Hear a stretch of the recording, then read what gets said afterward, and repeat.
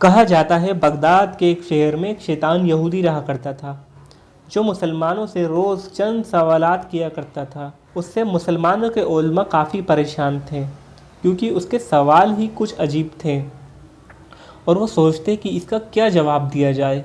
बाज़ उलमाओं ने तो कुरान शरीफ के ज़रिए उसके सवालों का जवाब देने की भी कोशिश करी, लेकिन वो इनकार कर देता और कहता कोई अकली दलील दो तो जानूं। एक दिन वो आदमी अपने वही सवाल बाज़ार में फिर से दोहरा रहा था। उस भीड़ में से एक 11 साल के बच्चे ने हाथ उठाया और कहा तुम्हारे सवालों का जवाब मैं दूंगा। उसने कहा अरे ये बच्चा है, ऐसी कह रहा होगा, तो उसने उसकी बात को इग्नोर कर दिया। लेकिन उसके बाद उस फिर बच्चे ने दोबारा कहा कि तुम्हारे सवालों के जवाब मैं दूंगा। तो उसने कहा ठीक है, मेरा पहला सवाल है, आप मुसलमान अल्लाह की इबादत करते हैं, तो ये बताओ अल्लाह को किसने पैदा किया और उससे पहले क्या था। उस बच्चे ने उसका सवाल सुना और जवाब दिया। उस आदमी से कहा तुम 10 से उल्टी गिनती शुरू कर दो। उस आदमी ने गिनती शुरू कर दी और 1 पे आके रुक गया। बच्चे ने कहा इससे पीछे जाओ। उसने कहा 1 से पहले तो कुछ भी नहीं है। बच्चे ने कहा जब 1 से पहले कुछ भी नहीं है तो अल्लाह भी एक ही है जो अज़ल है, और जब इससे पहले कुछ था ही नहीं तो अल्लाह को किसी ने पैदा नहीं किया, वो हमेशा से है। वह शैतान यहूदी उसका जवाब सुनकर हैरान हो गया और उसने फिर अपना दूसरा सवाल पूछा, आप लोगों का अल्लाह किस चीज़ से बना है, मतलब किस मटेरियल से बना है। बच्चे ने सवाल सुना और थोड़ी देर खामोश रहा और फिर उस आदमी से कहा क्या तुमने किसी को मरते हुए देखा है। उसने कहा हाँ, मरते हुए मैंने काफ़ी लोगों को देखा है। बच्चे ने कहा क्या तुमने कभी सोचा है वो जो चंद मिनट पहले हरकत कर रहा था, मरने के बाद वो हरकत बंद हो गई है।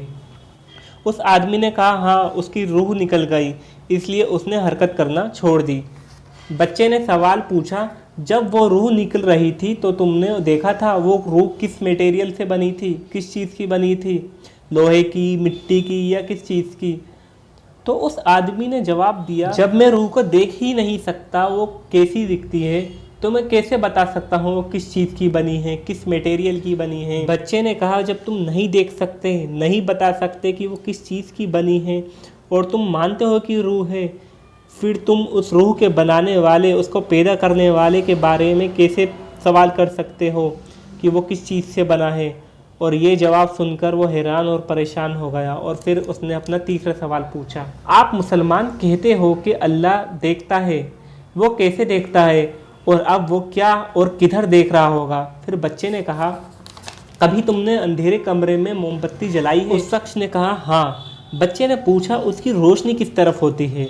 वो आदमी बोला हर तरफ, बल्कि वो सारा कमरा रोशन कर देती है। बच्चे ने कहा जैसे एक मोमबत्ती पूरे कमरे को रोशन कर देती है और उसकी रोशनी हर तरफ होती है, ऐसे ही अल्लाह ज़मीन और आसमानों का नूर है, वो भी हर तरफ हर जगह देख सकता है।